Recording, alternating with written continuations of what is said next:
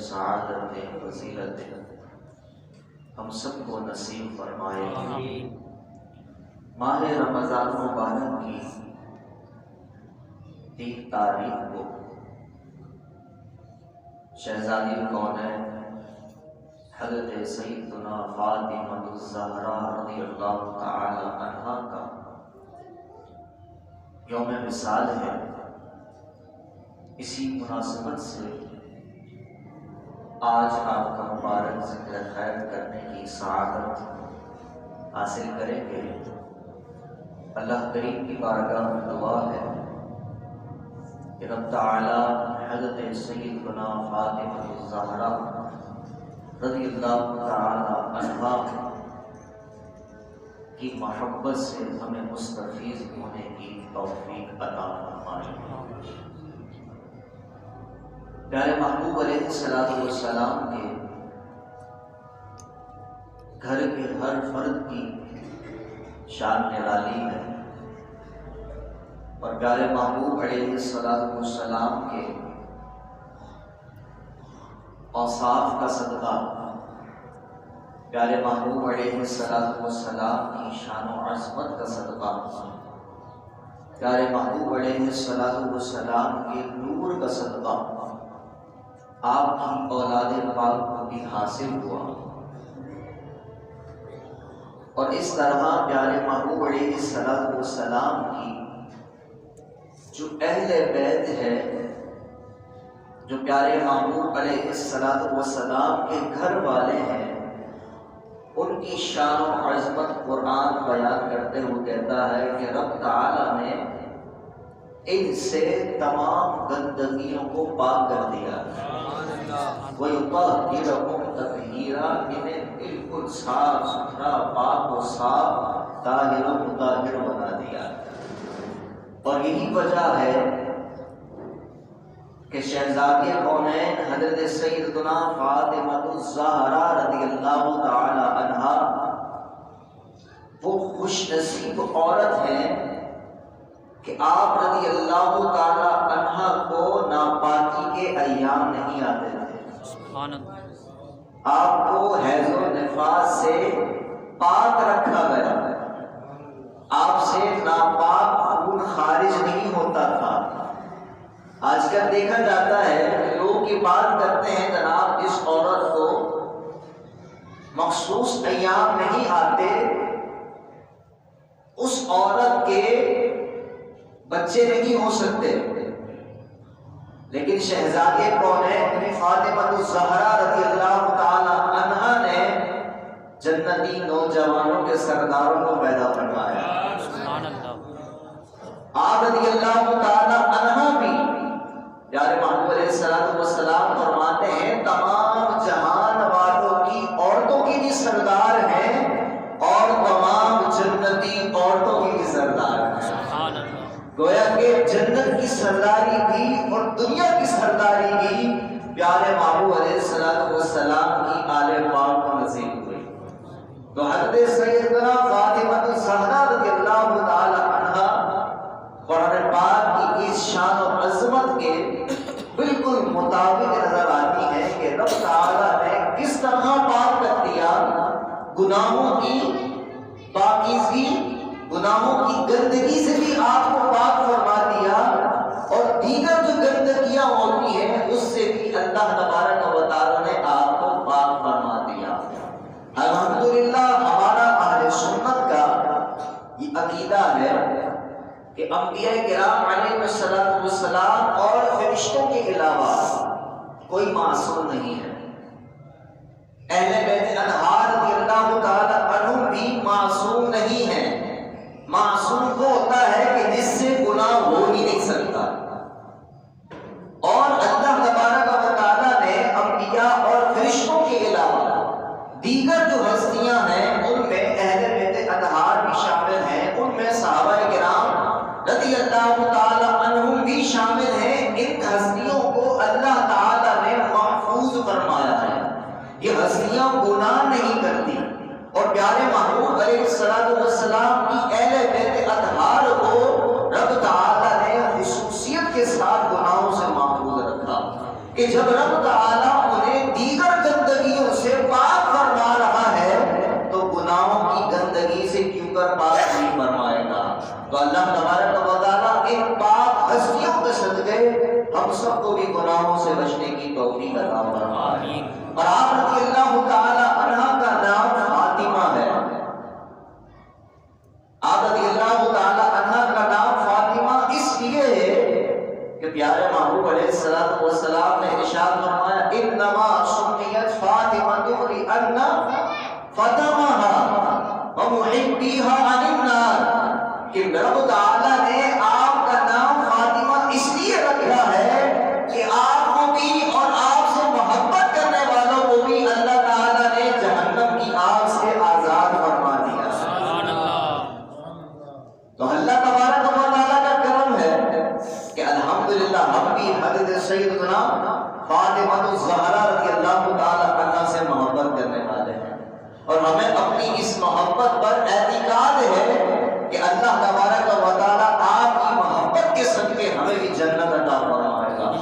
اور آپ رضی اللہ تعالی عنہ کے بارے میں ام المؤمنین حضرت سیدنا عائشہ صدیقہ رضی اللہ تعالی عنہ فرماتی ہے کہ حضرت فاطمہ الزہرا رضی اللہ تعالی عنہ شکل و صورت میں بھی، بات چیت میں بھی، اور چال ڈھال میں بھی پیارے محبوب علیہ السلام سے بالکل مشابہت رکھتی تھی۔ آپ سے زیادہ پیارے محبوب علیہ السلام کی شکل و صورت، آپ کا انداز، پیارے محبوب علیہ السلام کی ذات کا جو انداز تھا آپ سے زیادہ کسی کا مشابہ نہیں۔ سب سے زیادہ پیارے محبوب علیہ السلام کی جھلک آپ رضی اللہ تعالی عنہ کے اندر نظر آتی تھی۔ اور کیوں نہ نظر آئے؟ پیارے محبوب علیہ السلام ارشاد فرماتے ہیں کہ فاطمہ میرے جسم کا ٹکڑا ہے۔ جب پیارے محبوب علیہ السلام فرماتے ہیں کہ میرے جسم کا ٹکڑا ہے تو آپ رضی اللہ تعالی عنہ پیارے محبوب علیہ السلام کی کیوں نہ مشابہ ہوں؟ اور پیارے محبوب علیہ السلام ارشاد فرماتے ہیں کہ فاطمہ میرے جسم کا ٹکڑا ہے، جس نے اس کو ناراض کر دیا اس نے مجھے ناراض کر دیا۔ اور آپ رضی اللہ تعالی عنہ جب پیارے محبوب علیہ السلام کے اس شان کے ساتھ مشابہ ہیں تو آپ رضی اللہ تعالی عنہ صحابت میں بھی پیارے محبوب علیہ السلام کے مشابہ ہیں۔ پیارے محبوب علیہ السلام کا صدقہ آپ کو اس شان کے ساتھ ملا کہ حضرت عبداللہ بن عباس رضی اللہ تعالی عنہ فرماتے ہیں کہ ایک مقام پر بنی سلیم کا ایک شخص پیارے محبوب علیہ السلام کی بارگاہ میں آتا ہے اور کہتا ہے کہ تم وہی شخص ہونا کہ جو یہ دعویٰ کرتا ہے کہ اس کا سایہ بھی زمین پر نہیں پڑتا۔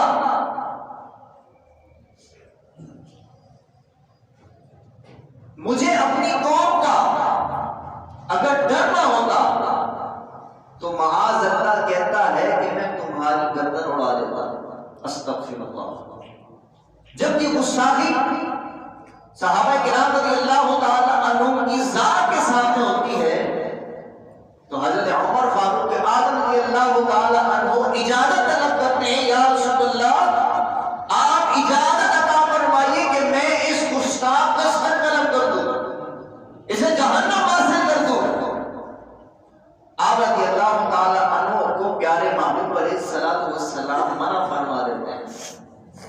اب اس شخص کو پیارے محبوب علیہ السلام واضح و نصیحت فرماتے ہیں اور بت پرستی کو چھوڑنے کا حکم فرماتے ہیں کہ اپنے جھوٹے معبودوں کو چھوڑ دے، غیر خدا کو سجدہ کرنا چھوڑ دے۔ میں جادوگر تو نہیں، میں اللہ کا بندہ ہوں۔ جب آپ صلی اللہ تعالی علیہ وسلم کا یہ اخلاق کریمانہ وہ ملاحظہ کرتا ہے تو کلمہ پڑھ کر مسلمان ہو جاتا ہے۔ اب جب وہ مسلمان ہو جاتا ہے پیارے محبوب صلی اللہ تعالی علیہ وسلم اس سے استفسار فرماتے ہیں تمہارے پاس کتنا مال ہے؟ وہ عرض کرتا ہے ہے یا رسول اللہ بنی سلیم میں 4000 لوگ ہیں، لیکن ان تمام لوگوں میں سب سے زیادہ غریب و نادار میں ہی ہوں۔ پیارے محبوب علیہ السلام ارشاد فرماتے ہیں کہ تم میں سے کون ہے جو اسے اونٹنی خرید کر دے دے؟ حضرت سعد بن عبادہ رضی اللہ تعالی عنہ عرض کرتے ہیں یا رسول اللہ میرے پاس ایک اونٹنی ہے، وہ میں اس شخص کو دیتا ہوں۔ چنانچہ وہ ننگے سر تھا، جب قبول اسلام نہیں کیا تھا تو ننگے سر تھا۔ پیارے محبوب علیہ السلام کے دست مبارکہ پر اسلام قبول کیا تو پیارے محبوب علیہ السلام فرمانے لگے اونٹنی تو مل گئی، اب اس کے سر کو کون ڈھانپے گا؟ تو مولا علی مشکل کشا شہر خدا کرم اللہ تعالی وجہہ الکریم اپنا امامہ شریف اتار کر اسے عطا فرما دیتے ہیں۔ اس کی خوش قسمتی دیکھیے کہ پیارے محبوب علیہ السلام نے والو نصیحت فرمائی، اس نے کی گستاخی تھی، لیکن پیارے محبوب علیہ السلام اتنی محبت عطا فرما رہے ہیں۔ پیارے محبوب علیہ السلام نے اسے سمجھایا، اسے سمجھ نہ آ گئی، قبول اسلام کر لیا، اونٹنی عطا فرمائی، اس کا سر ڈھانپ دیا۔ پھر پیارے محبوب علیہ السلام نے ارشاد فرمایا کہ اب اس کے کھانے کا کون اہتمام کرے گا؟ چنانچہ حضرت سلمان فارسی رضی اللہ تعالی عنہ عرض کرتے ہیں یا رسول اللہ اس کے کھانے کا اہتمام میں کرتا ہوں۔ آپ رضی اللہ تعالی عنہ اطراف کے گھروں میں جاتے ہیں اور کھانا طلب کرتے ہیں، اتفاق سے آپ کو کچھ نہیں ملتا، آپ سب گھروں سے مایوس ہو کر شہزادی کونین بی بی فاطمہ الزہرا رضی اللہ تعالی عنہا کے آستانے پر آ جاتے ہیں۔ آپ رضی اللہ تعالی عنہ استفسار فرماتی ہے کون آیا ہے اور کیوں آیا ہے؟ آپ عرض کرتے ہیں سلمان حاضر ہے اور اس طرح ایک شخص مسلمان ہوا ہے اور آپ کے بابا جان نے فرمایا ہے کہ اس کے کھانے کا اہتمام کرو۔ میں سب گھروں میں گیا لیکن خالی ہاتھ آ گیا، آپ کے آستانے پر آیا ہوں اس امید کے ساتھ کہ آپ خالی ہاتھ نہیں لوٹائیں گے۔ آپ جب اس کی یہ بات سنتی ہیں تو عرض کرتی ہیں خدا کی قسم جس رب نے میرے والد محترم کو آخری نبی بنا کر بھیجا ہے نا، 3 دن سے ہمارے گھر میں فاقے ہیں، 3 دن سے ہمارے گھر کے کسی فرد نے کچھ نہیں کھایا، لیکن تم میرے دروازے پر آئے ہو خالی ہاتھ تو نہیں جاؤ گے، آپ کے پاس کچھ بھی نہیں تھا۔ آپ رضی اللہ تعالی عنہ اپنی چادر عطا فرماتے ہیں اور فرماتی ہیں کہ شمعون یہودی کو دے آؤ اور اس سے کہنا کہ نبی کی شہزادی کی یہ چادر ہے، اسے رکھ لو اور کچھ جو قرض کے طور پر دے دو۔ چنانچہ حضرت سلمان فارسی رضی اللہ تعالی عنہ جب شمعون یہودی کے پاس جاتے ہیں، سارا ماجرا بیان کرتے ہیں، اس کی آنکھیں نم ہو جاتی ہیں کہ نبی کے گھرانے والوں کی شان کیا ہے کہ پاس کچھ نہیں ہے، منع نہیں کیا، اپنی چادر عطا فرما دی، اپنی چادر عطا فرما دی۔ اور شمعون یہودی کہنے لگا کہ وہی گھرانہ ہے نا کہ جس گھرانے کی شان حضرت موسیٰ علیہ السلام پر نازل ہونے والی کتاب توریت میں بیان کی گئی ہے، وہ اسی وقت کلمہ پڑھتا ہے اور مسلمان ہو جاتا ہے۔ سبحان اللہ۔ اب وہ مسلمان ہو جاتا ہے تو بڑی عاجزی کے ساتھ حضرت سیدنا فاطمہ الزہرا رضی اللہ تعالی عنہا کی چادر کو واپس کرتا ہے اور جو بھی عطا فرماتا ہے کہ شہزادی کو ان کی چادر واپس کر دینا اور یہ جو پیش کر دینا۔ چنانچہ وہ حضرت سیدنا فاطمہ الزہرا رضی اللہ تعالی عنہا کی خدمت میں حاضر ہو کر حضرت سلمان فارسی رضی اللہ تعالی عنہ سارا ماجرا بیان کرتے ہیں اور حضرت فاطمہ الزہرا رضی اللہ تعالی عنہا ساری جو پیس کر حضرت سلمان فارسی رضی اللہ تعالی عنہ کو عطا فرما دیتی ہیں۔ حضرت سلمان عرض کرتے ہیں سیدہ آپ 3 دن سے بھوکی ہے، کچھ اپنے کھانے کے لیے بھی رکھ دیجیے۔ آپ عرض کرتی ہیں یہ جو میں نے رائے خدا میں دینے کے لیے سوچی تھی اب اپنے لیے لیے رکھنا گوارا نہیں ہے۔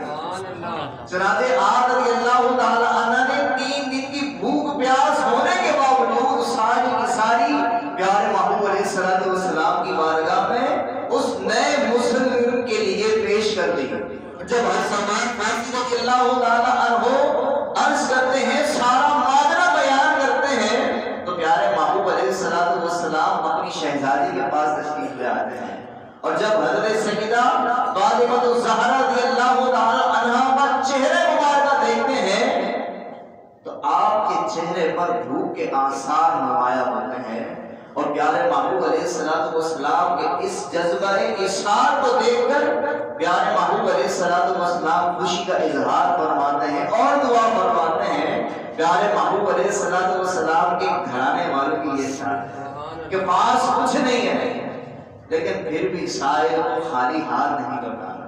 پھر بھی پیارے محبوب علیہ الصلوۃ والسلام کے گھرانے والوں نے یہ ثابت کر دیا، خود بھوکے ہیں لیکن دوسروں کو بھوکا نہیں دیکھ سکتے۔ پیارے محبوب علیہ الصلوۃ والسلام کے اہل بیت اطہار کی یہی شان ہے، تو ہم ان سے کیوں نہ محبت کریں، ان کا واسطہ اور وسیلہ دے کر اپنی بخشش کیوں نہ مانگیں کہ اللہ کریم ان نفوس قدسیہ میں سب کے ہماری بلا حساب و کتاب بخشش و مغفرت فرمائے۔ اور صرف آپ رضی اللہ تعالی عنہ سخاوت میں نمایاں نہیں، بلکہ آپ حیا میں بھی نمایاں ہیں۔ آپ رضی اللہ تعالی عنہ کی وصیت تھی کہ جب میرا انتقال ہو جائے تو مجھے رات کے اندھیرے میں دفنایا جائے۔ رات کے اندھیرے میں کیوں دفنایا جائے؟ کہ رات کا اندھیرا ہوگا، میرے جنازے پر بھی کسی غیر محرم کی نظر نہیں پڑے گی۔ تو آج جو نوجوان خواتین ہیں، جو عورتیں ہیں، انہیں حضرت سیدہ فاطمہ الزہرا رضی اللہ تعالی عنہ کی ذات سے حیا کا درس ملتا ہے۔ آج فیشنیبل خواتین، کفار کے اشاروں پر چلنے والی خواتین کہتی ہیں ہمارا جسم ہماری مرضی، رب تعالیٰ نے ہمیں اس سے مکان فرمایا ہے، ہماری مرضی نہیں چلے گی، رب کی مرضی چلے گی، اور جب رب کی مرضی کے مطابق اپنی زندگی گزاریں گے انشاءاللہ اللہ تعالیٰ دنیا میں بھی بھلائیاں عطا فرمائے گا اور آخرت میں جنت بھی عطا فرمائے گا۔ اللہ کریم عمل کی توفیق عطا فرمائے۔ وما علینا الا البلاغ۔